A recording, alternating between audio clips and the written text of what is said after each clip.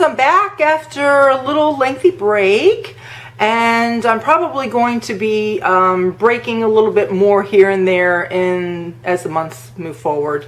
I've had a lot of questions wanting to know about my fall decorations. If you follow me on Instagram, my pictures of my house being decorated for fall, they're in my Instagram pictures. If you don't follow me on Instagram, I'm going to try to remember to leave a link to my Instagram below, and you can send me a request over there to follow me.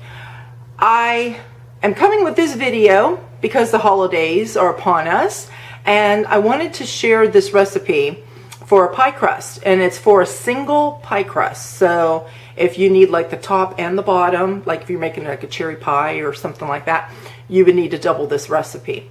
I have tried various pie crust recipes over the years. I've used my standard pie crust recipe that my mom always used, which was pretty basically flour. She used Crisco, and she put salt and water. She didn't really put any sugar or anything in it, just the salt. And like I said, that's my go-to, my standard recipe. I have tried throughout the years different pie crust recipes. You know, you read and they'll say this is the flakiest pie crust, and so you try it and it's not the flakiest pie crust, you know, whatever, or it just didn't work for me. I've tried the pie crust that have the yolks, egg yolks. I've tried the pie crust with the vinegar. I've tried the pie crust with the yolks and the vinegar. I've tried pie crust that is just all butter. But here's a recipe that I came upon. I was watching television one night. I was up late, and I went to PBS channel, and there was Julia Child, and it was an old black and white Julia Child classic program, and she was making pastry crust, which is pie crust. And I thought, oh, this looks really good. And you could tell looked, you know, like it was going to be a flaky pie crust and so forth. So I said, I'm going to try that. And I did. I've used this a number of times now that I can tell you that this is now my go-to pie crust recipe. I will use this pie crust recipe at all times from now on because it really is flaky. My family even noticed a difference, and you know, talked about how good that it was. Julia Child, as most people know, she was an American that lived abroad in France. Her husband, I guess, had a job transfer, and they went to France and they lived, and she was intrigued by French cooking and French pastries and that sort of thing. And she went to cooking school and had lessons in cooking the French way. And so this is like the go-to recipe that she would use. Now, what I have found in using this recipe versus other ones that I've tried, I think the key in getting the good flaky pie crust is the flour ratio to the water ratio, and making sure everything is cold is what's important. Now, I've heard other people talk about it's the cold butter that's important. Well, that's true, because the butter should be very cold. But at the same time, some of these recipes that I've seen, even for like a single crust, actually call for more flour than she has. So and they use like less water. They'll use more shortening, but they'll use less water. It's like to get that perfect flakiness, you have to have equal ratios of every ingredient that you're using. Share this with you guys in time for the holidays. It give you a few weeks here if you want to make an apple pie, or you know, apples are in now, or if you want to try making your first pumpkin pie, and make a pie and try this pie crust to see how it works. Do it a couple times, and then by the time Thanksgiving is here, then you'll be good to go in making your pie. So let's get started now with all the ingredients. Okay, you're going to need a pastry blender. You're going to need 3 tablespoons, let me show that to you, 3 tablespoons of Crisco, so shortening.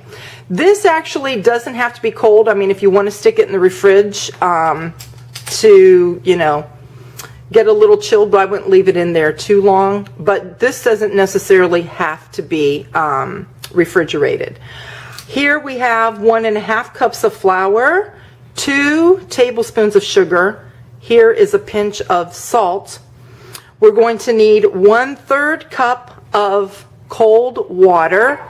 And what I do with cold water, I keep water bottles in the fridge. This is that white grape flavored water, but this is empty. I refill it with regular water so that I have cold water whenever I need it. And so we're going to want 1/3 cup, just a 1/3 cup of water. Very cold water. So there we go. And we need butter. And the butter that we need is 1 stick of butter that's right from the fridge and cubed up into small little cubes. All right, so the first thing we're going to do in the bowl, we're going to get our flour. We're going to get our shortening in here.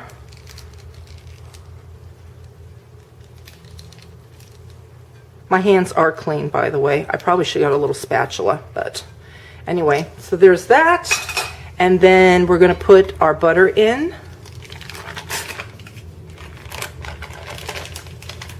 Okay, the next thing that we're going to do, we're just going to get our pastry blender and we're going to just begin blending the butter with the flour. And what you're going to be looking to get is like coarse crumbs. And you probably have heard other people on cooking channels on YouTube or on television tell you that that's what you're looking for. Like I said, I think the main idea to bear in mind to get flaky pie crust, again, it's the exact ratio of flour and water and shortening to make it all work. So I'm going to continue blending this, and then when we get all of those small little cubes, I'll be right back. And this is what you're going to get right here. Just real coarse, like pieces of butter with the flour. And you are going to see little bits of butter in there, and that's good. You want to see that. So the thing is, as Julia Child says, don't let your hands touch too much.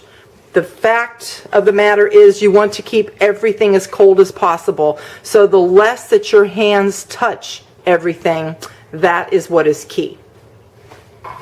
Okay, so the next thing, we're taking our 1/3 cup of water and we're going to put that in. And again, instead of mixing it with your hands, use a spatula at this point to just get it blended, and then we're going to turn it out. And we're not going to really knead it, but I'll show you what she did. Using the heel of her hand and just working the dough. And it's got to be done very quickly. So this is good. You just want to get it worked together like that till it starts to come together. All right, the next thing that we want to do is we want to flour your surface, but you don't want a whole lot of flour because we're not trying to add a lot of flour back in. You're going to turn your dough out, and that's okay if it does what it did here, because you're going to come quickly and put it all back together. You're not kneading it, you're just bringing it all together with your hands.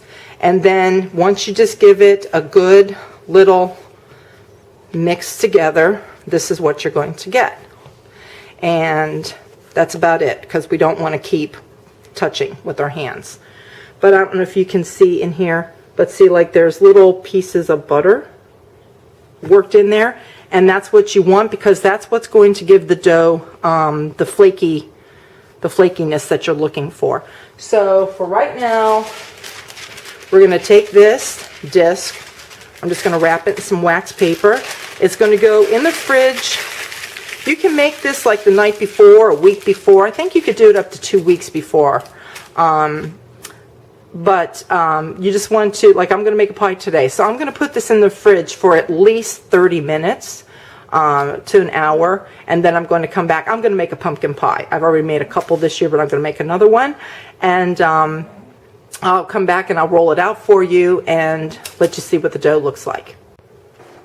Okay, I'm back with my floured surface. My dough's been in the fridge for about, I don't know, 45 minutes to an hour. And again, here's the pie dough, and like, see, there's little pieces of butter. Where you see it's real light and yellow, those are little specks of butter in there. So we're just going to give it a quick flattening with the hand, kind of warm it up just a bit, and then we're going to begin rolling it out. The other thing that's important, when you do a couple rolls, you want to turn your dough. You want to make sure that you've got you got flour, sorry, underneath your pie dough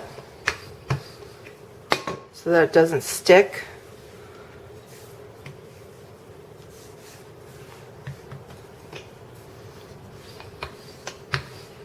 And this pie dough is enough to make a 10-inch pie. So if you were going to do a deep dish pie, I would probably double the crust. I mean, you're going to have a little bit of dough left over, but that's okay. You can use it for something else. And see how nicely this rolls and it works. Where you're able to easily move it and so forth. Get some more flour under there.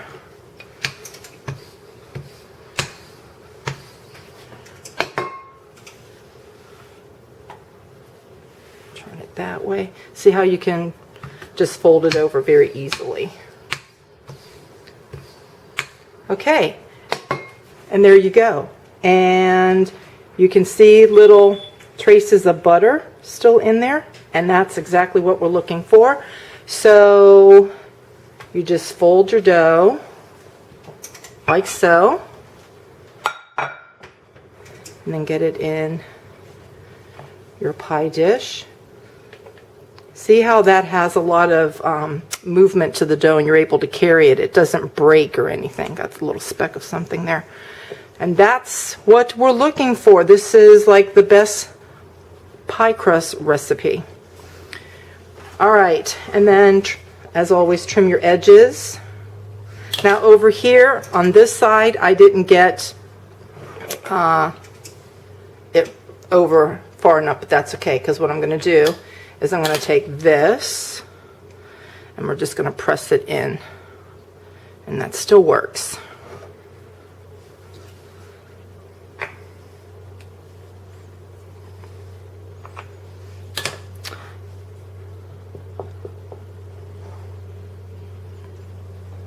Okay, then that's what we have. So now the next thing we're going to do is we're going to begin folding it over so we can roll it and crimp the top.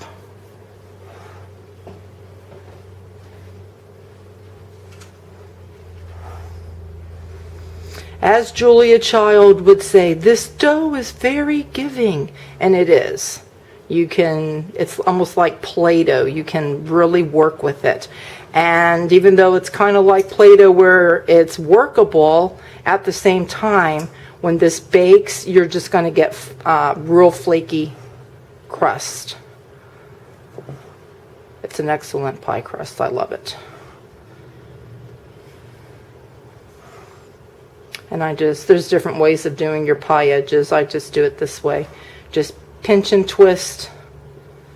Okay, once you have your pie crust there, you want to make sure you always prick, which I've always done. You prick your sides too, so it bakes evenly. Julia Child, when she did hers, she didn't even have any spaces in there. I mean, like, she just like poke, where it was just nothing but holes from the fork. But I don't think that you need that much.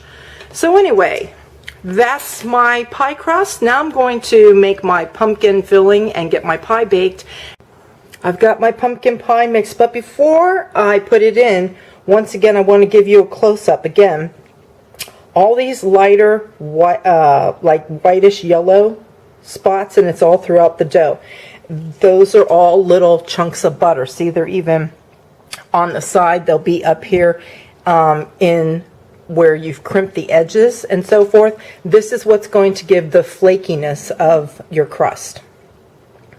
Now, with a single pie crust, you don't really notice too much of the flakiness except around the edges, because all of this is filled in with pie. But if I was doing like a cherry pie and I had a top on it, or lattice, you would be able to definitely see the flakiness with that. So guys, that's it on my video on my pie crust. This is my go-to pie crust now. If you try it, I hope you enjoy it, and I think that if you use it for like your Thanksgiving pies, you're going to be glad that you got this recipe, because they're going to make very good flaky pie crusts for you. And I'll see you guys next time. Bye.